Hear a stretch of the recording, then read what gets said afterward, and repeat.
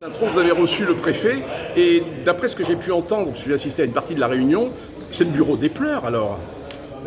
Pour la ville, oui, certainement, puisque nous avons effectivement un certain nombre de dossiers qui sont en instance ou en attente et qui doivent être validés. D'ailleurs, c'est tout le sens de sa visite aujourd'hui, c'est que nous puissions voir comment les choses évoluent sur les questions financières, avec les efforts que la ville doit réaliser pour pouvoir rentrer dans le plan Quorum. Sur les questions de la politique de la ville et de la cité éducative, nous devons faire le premier bilan, puisque c'est des programmes qui ont été mis en place tout récemment. Et donc aujourd'hui, il s'agit de voir comment les choses évoluent, si les crédits sont distribués et consommés dans des bonnes conditions.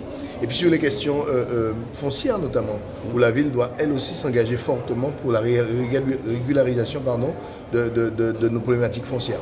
C'est tout cela c'est toutes ces mesures qui nous permettront effectivement de nous retrouver dans une situation plus stable, plus favorable et pouvoir envisager l'avenir plus sereinement.